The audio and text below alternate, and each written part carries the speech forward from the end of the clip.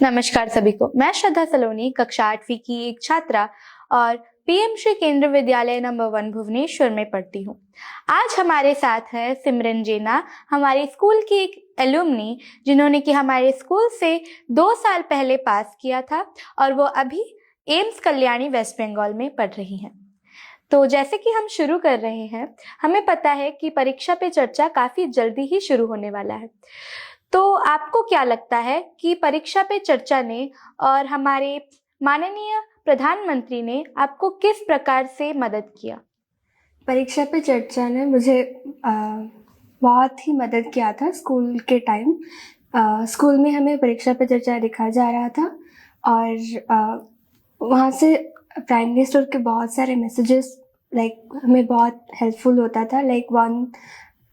एक मैसेज था कि एग्ज़ाम के टाइम हमें डरना नहीं है और कॉन्फिडेंट रहना है और खुद के स्ट्रेस को मैनेज करना है। ये एक मैसेज था प्राइम मिनिस्टर का जो कि मुझे बहुत अच्छा लगा था उस टाइम जब मैंने देखा था परीक्षा पे चर्चा।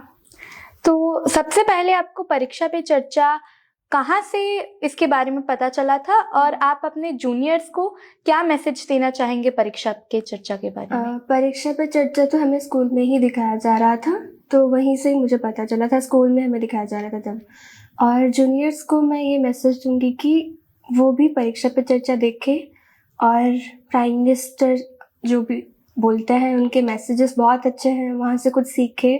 वो अपना टाइम निकाल के हमारे लिए हर साल परीक्षा पे चर्चा का प्रोग्राम अरेंज करते हैं, तो उनसे बहुत अच्छे अच्छे मैसेजेस हो देते हैं, तो उनको बोलूँगी कि अब देखें। तो अब जैसे कि हम आगे बढ़ रहे हैं, हमें अच्छा लगेगा अगर हम आपके समय में थोड़ा पीछे जाएं, आपके स्कूल के लाइफ के बारे में जानने के लिए। तो सबसे पहले मैं ये पूछना चाहूँगी कि आप अपने स्कूल लाइफ में एक कैसे छात्र थे और आपको स्कूल की ऐसी कौन सी मेमोरीज है जो कि आपके दिल के बहुत पास है? स्कूल में तो टीचर्स एंड फ्रेंड्स बहुत ही अच्छे थे और मैं जब भी कोई प्रॉब्लम्स होता था, डाउट्स होते थे, तो टीचर्स के पास जाती थी और वो जो भी बोलते थे सब उनको सुनती थी और उनको फॉलो करने की कोशिश करती थी। मेरे सारे टीचर्स अच्छे थे, तनुजा मैम केमिस्ट्री टीचर हैं, फिज़िक्स के teacher एलिम Sahu sir, Pallavi ma'am और प्रदीप सर, वो सब लोग सपोर्ट किए थे। कुछ भी डाउट होता था तो उनसे पूछती थी एंड जो भी बताते थे उनको फॉलो करती थी। एंड इवन आफ्टर पास करने के बाद भी, स्कूल से आने के बाद भी उनसे टच में रहती थी और वो लोग मोटिवेट करते थे। फ्रेंड्स भी अच्छे थे, फ्रेंड्स लोगों के साथ भी बातें करती थी और वो भी सपोर्ट करते थे। आपको क्या लगता है कि हमारे विद्यालय के माननीय प्रिंसिपल सर ने आपके ज़िंदगी में क्या रोल निभाया है? सर केमिस्ट्री के कुछ मैं केमिस्ट्री में थोड़ा इनिशियली वीक थी, तो सर केमिस्ट्री के ऐसे शीट्स बना के दिए थे हमें जिसमें कि बहुत सारे क्वेश्चंस थे। तो लास्ट एंड के टाइम एग्ज़ाम के टाइम मैंने वो सब कुछ प्रैक्टिस किया था और मुझसे मेरा स्ट्रॉन्ग हो गया केमिस्ट्री और बहुत हेल्पफुल थे वो क्वेश्चन सारे, और उसके लिए मेरा केमिस्ट्री अच्छा हो गया, इसलिए मैंने I would like to thank him for that. तो आपको क्या लगता है कि आपके विद्यालय के समय में आप एक किस प्रकार के छात्रा थे? आप कौन से एक्टिविटीज़ में ज़्यादा इन्वॉल्व रहते थे और आपको सबसे ज़्यादा क्या करना पसंद था? स्टडीज़ को छोड़ के मुझे पेंटिंग करना पसंद था, तो जब भी मौका मिलता था तो मैं पेंटिंग करती थी और कंपटीशंस में पार्टिसिपेट करती थी। ड्राइंग कंपटीशन हो गया तो उसमें। नीट की प्रिपरेशन के लिए आपको सबसे पहले कब इस बात का आपको सोच आया कि मुझे डॉक्टर बनना है, मुझे नीट की प्रिपरेशन करनी चाहिए? वैसे तो बचपन से ही मन था डॉक्टर बनने का, बट नीट के बारे में पता चला जब मैं 7th या फिर 8th क्लास में थी, तब से पता चला एंड फिर मैंने प्रिपरेशन अपने 11th स्टैंडर्ड से स्टार्ट की। तो आपको ऐसा कोई समय आया जब आपको बहुत कठिनाइयाँ आई और आपको लगा कि आपको स्ट्रेस्ड फील हुआ, और अगर हाँ तो आपने उस समय को कैसे ओवरकम किया?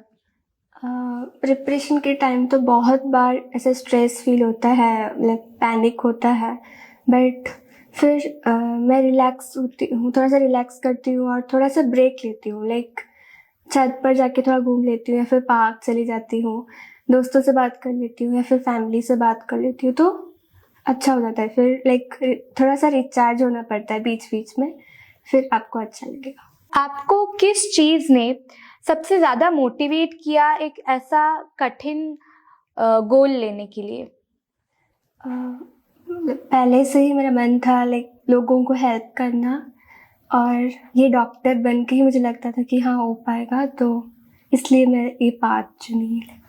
और आपके स्कूल की पढ़ाई के साथ साथ आपने नीट की प्रिपरेशन को कैसे समय दिया, और आपने नीट क्लियर कैसे किया स्कूल की पढ़ाई के साथ साथ?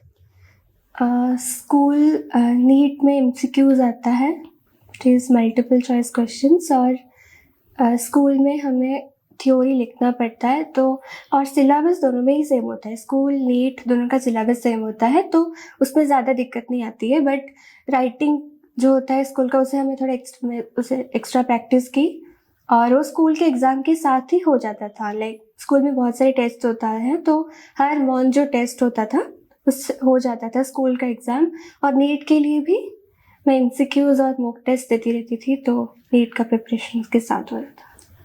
और बात करते हैं अभी कि आपका जो स्टडी रूटीन था वो कैसा था? आपका क्या कोई फिक्स स्टडी रूटीन था, या फिर आप कितना समय देती थी पढ़ाई के लिए?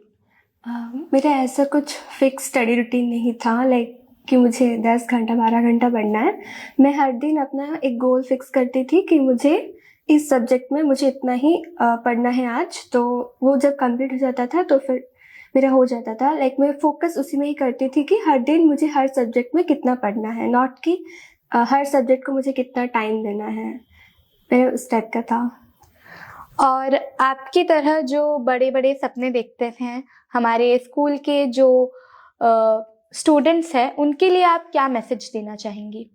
स्कूल के स्टूडेंट्स को मैं ये मैसेज देना चाहूँगी कि आप कंसिस्टेंटली पढ़ते रहिए और अपने ड्रीम्स को फॉलो कीजिए, चाहे कुछ भी हो आप उन्हें फॉलो कीजिए। वही।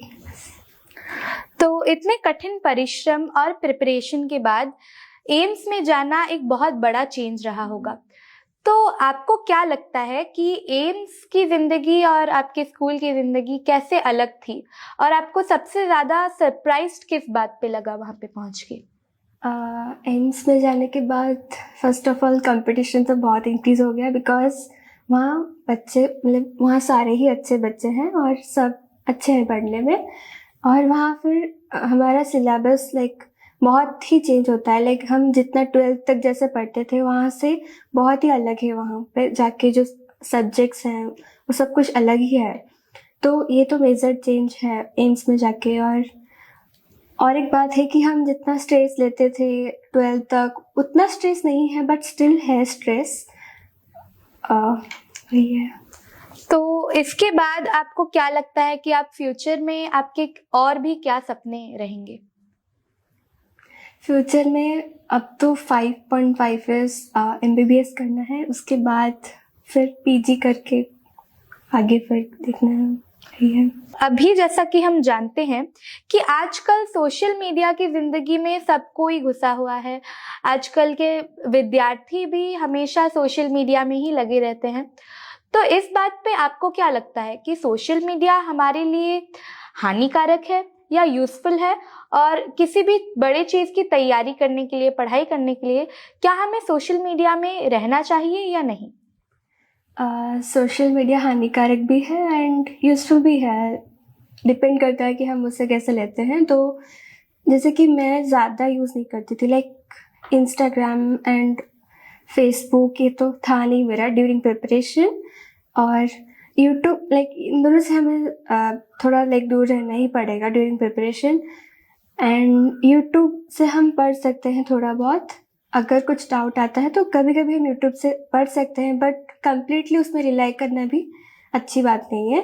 थोड़ा मोटिवेशन कभी कभी देख लिया वीडियोस एंड ऑल, ठीक है, बट ज़्यादा हम उसमें रिलाई नहीं कर सकते। तो मोस्टली हमें सोशल मीडिया से थोड़ा बच के रहना है। और अभी जैसे कि काफ़ी सारे बच्चों की दिक्कत रहती है कि हम कैसे टाइम मैनेजमेंट करें, हमें अपने पर्सनल लाइफ और हमारे इंटरेस्ट्स को भी टाइम देना है, लेकिन वो पढ़ाई से निकल के उन्हें टाइम नहीं दे पाते। तो आपको क्या लगता है कि आपके एकेडमिक्स के साथ आप अपने इंटरेस्ट्स, अपने पर्सनल लाइफ को कैसे मैनेज करते हैं?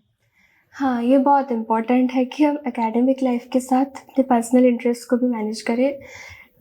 जैसे कि मुझे पेंटिंग पसंद था, तो फिर ऐसा नहीं कि मैं बस पढ़ती ही रहती थी। जब मुझे टाइम मिलता था मैं पेंट करती थी। इससे मुझे मेरे माइंड को थोड़ा फ्रेश करने के लिए या फिर रिफ्रेश करने के लिए हेल्प करता था और रिलैक्स होने के लिए। ऐसे कंसिस्टेंटली पढ़ना भी नहीं चाहिए, थोड़ा बहुत रिलैक्स भी करना चाहिए, एंड ड्यूरिंग दैट टाइम हम अपने इंटरेस्ट को टाइम दे सकते हैं। लाइक कुछ नोवेल्स पढ़ लिए या फिर बाहर जाके हम खेल भी सकते हैं। मैं बैडमिंटन खेलती थी। खेल तो आपके साथ समय बिता के हमें बहुत अच्छा लगा, और आपने जो आपके बहुत ज़्यादा मोटिवेटिंग और इंस्पायरिंग वर्ड्स कहे हमें, उससे हम सभी को बहुत ज़्यादा हेल्प मिलेगी। धन्यवाद।